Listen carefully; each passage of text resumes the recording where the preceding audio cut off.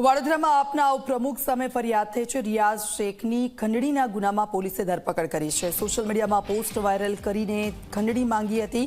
દર મહિને 2000ની માંગ કરીને 14000 પડાવ્યા છે। વારસિયાના કેબલ ઇન્ટરનેટ પ્રોવાઇડરની ફરિયાદના આધારે આ કાર્યવાહી કરવામાં આવી છે। વડોદરામાં આપના ઉપપ્રમુખ સામે ફરિયાદ થઈ છે। રિયાઝ શેખની ખંડણીના ગુનામાં પોલીસે ધરપકડ કરી છે। દર મહિને 2000ની માંગ કરીને 14000 રૂપિયા પડાવ્યા છે। વડોદરામાં આમ આદમી પાર્ટીના ઉમેદવારની હોટલમાં દરોડા। ભરત માળીની હોટલમાં પોલીસના દરોડા। હોટલના કમ્પાઉન્ડમાં દેશી દારૂનું વેચાણ થતું હતું। ફતેગંજના ચિતસતિયામાં આવેલી છે આ હોટલ। પોલીસે દરોડા પાડીને 2 લોકોની અટકાયત કરી છે।